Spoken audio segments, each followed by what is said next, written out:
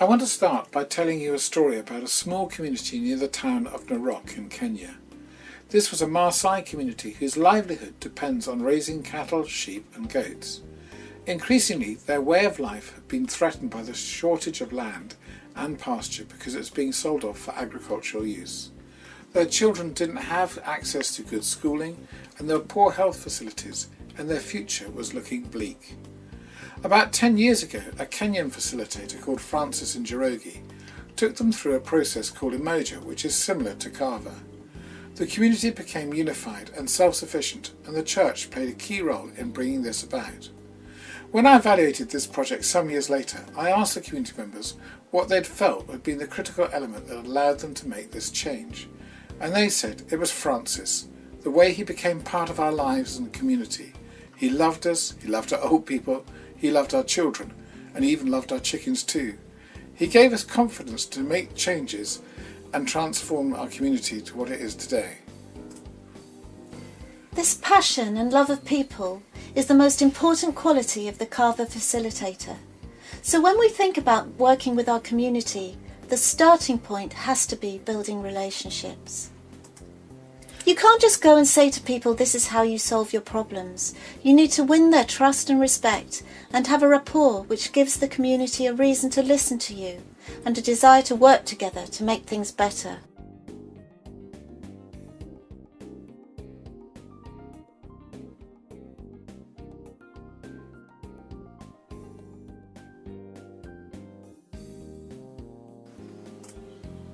It may be that your church already has a good relationship with the community, which you can build on.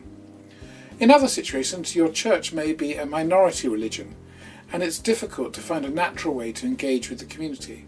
For example, in countries that are predominantly Hindu or Muslim, there may not be a natural link with the community.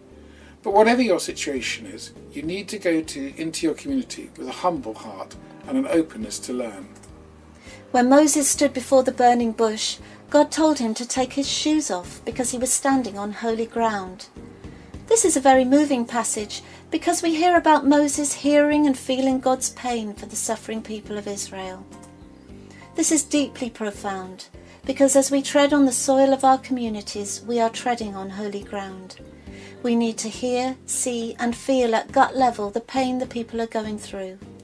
We also need to recognise that communities are constantly changing and have their own dynamics, and we need to take time to appreciate this.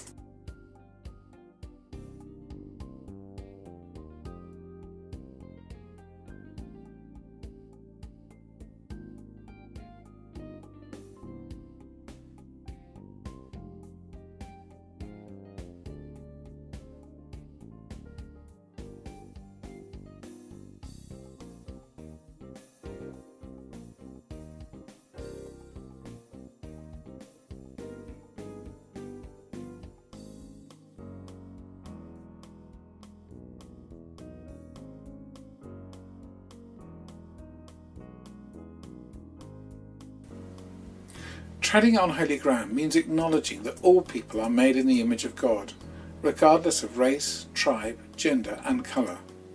A community's past, culture and tradition should always be respected. We go to listen and learn and not make assumptions.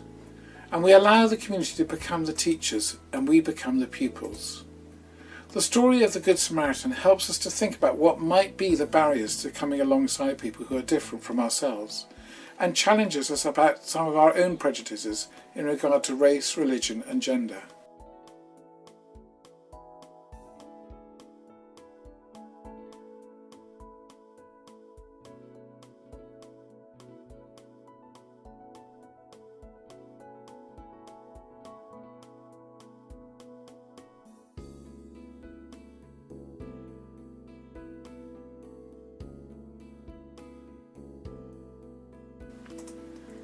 So now we've thought about our attitudes as we go into the community, let's think about some practical ways of building relationships and gathering information with our community.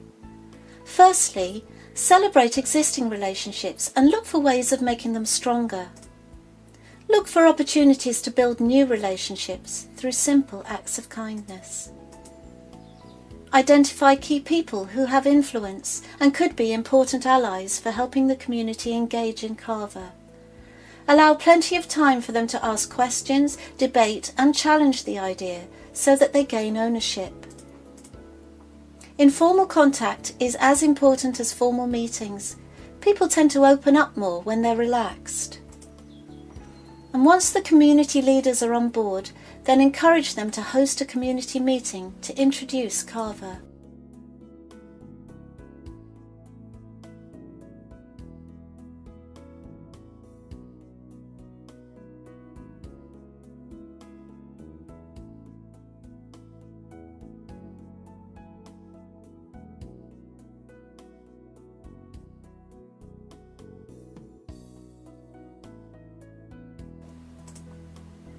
Once the relationships have been built, as the church did in the envisioning stage, there should be a celebration activities with the community to identify and celebrate their resources and achievements.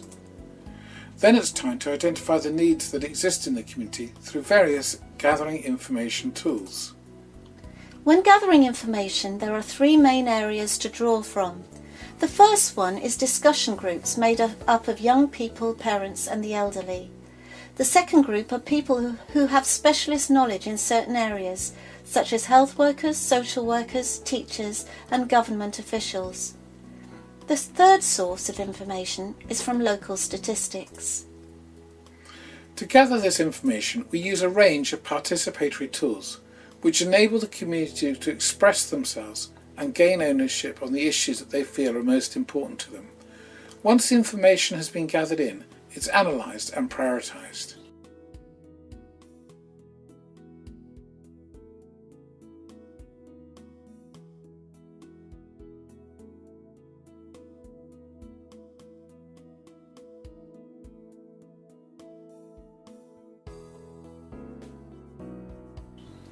The process and the way it's carried out is just as important as the project or initiative that comes from it. Because transformation is only sustainable if achieved in a spirit of cooperation and good relationships.